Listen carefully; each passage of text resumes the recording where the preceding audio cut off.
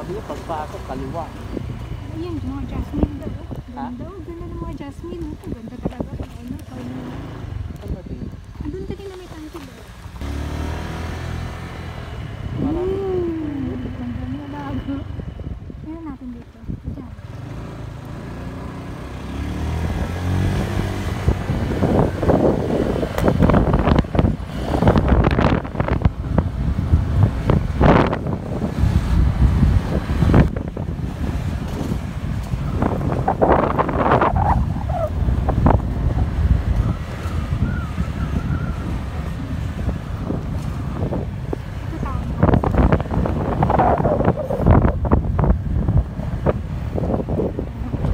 Kaya pala yun.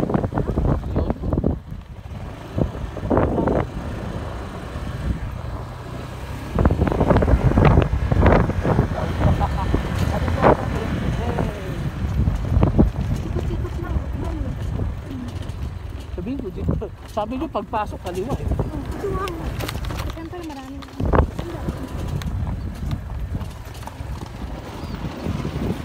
Pagpasok, kaliwa. Dami din.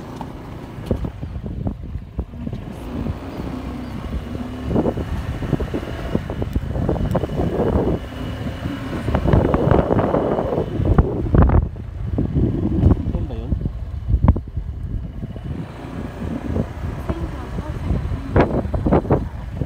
Maraming puno rin. Wala tayo mapagtatanungan dito ah.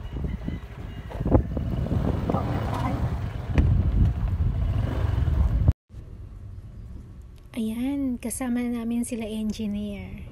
Pupuntahan na namin yung aming bahay. Yay! Mabuti, sinabay kami kasi 2:30 yung turnover namin. Dumating kami ng mga 12 o'clock ng tanghali. So, meron pang nauna sa amin, mga 1 o'clock. So, sabi nila, sabay na nila kami. Pero aantayin namin sila doon sa unit namin. Kaya, ayan. Meron daan pala dito. Naligaw kami kanina papuntang clubhouse. Kasi doon yung office ng Axeya. Doon yung turnover seminar. So, ito na. Pupuntahan na namin yung aming bahay. First time namin pumunta dito. Nung nag-reserve kami, puro mga punong kahoy pa lang ito. So, wala talaga kaming idea kung ano magiging itsura ng ano. Pero nakikita lang namin yung itsura ng bahay. Pero yung pinaka-site, hindi pa namin napupuntahan ngayon pa lang. So, ngayon yung turnover inspection namin. So, sana walang magiging problem ang bahay. So, andito na kami sa bahay namin. Ayan, labas pa lang, excited ka na, alam mo yun. Kasi kami sa part namin, nangungupahan lang kami sa Maynila. Kaya, hindi mo ma-explain yung feeling na magkakaroon ka na ng bahay.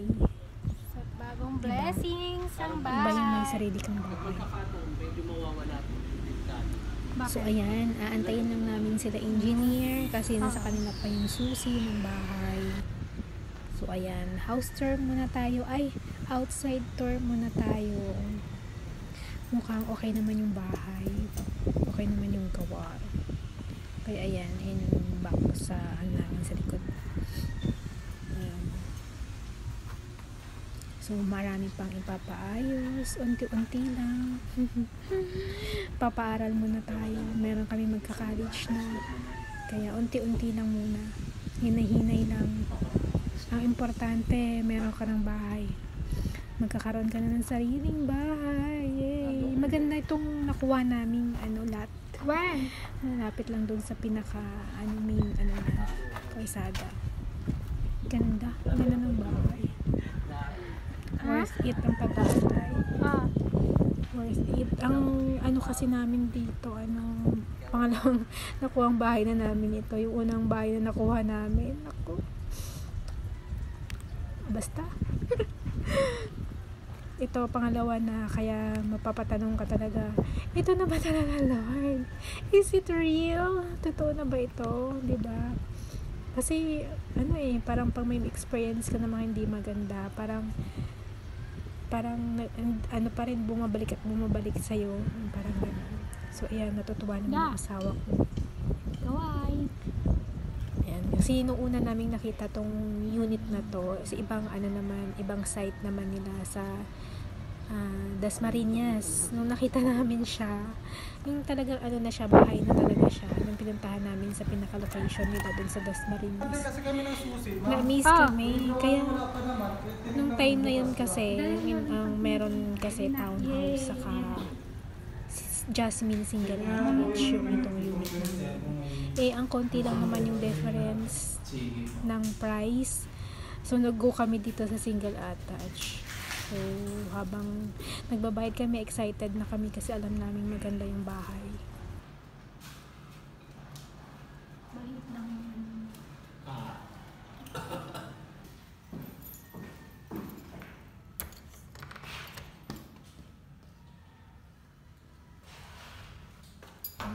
So far, okay naman siya yung CR.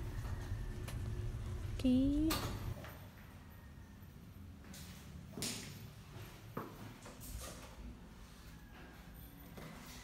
Tara, akyat tayo sa taas. Kasi bird type nga ito. So, nasa'yo naman yun kung anong ilang kwarto gusto mo.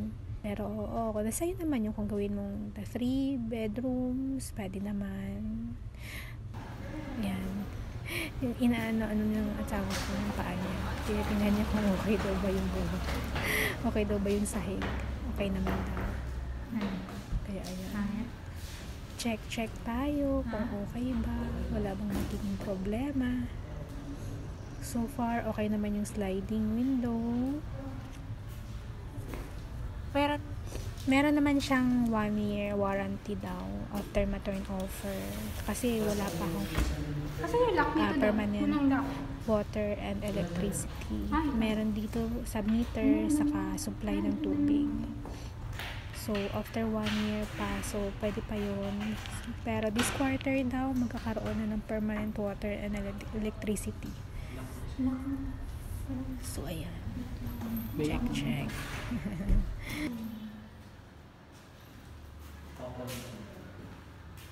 So far, okay naman. Maganda dito, mahangin. Fresh air.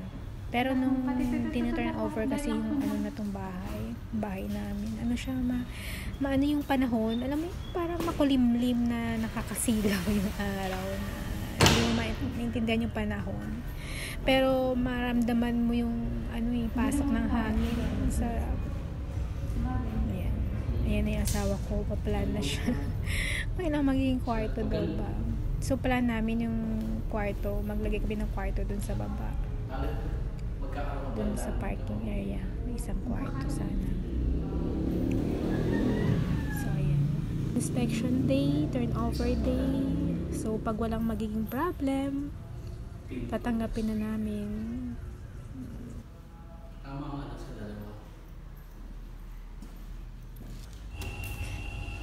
Ayan na yung dala-dala namin pang paswerte.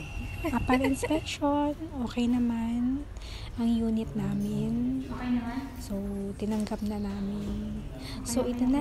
Nasa amin na ang susi. Thank you, Lord. Maraming salamat po.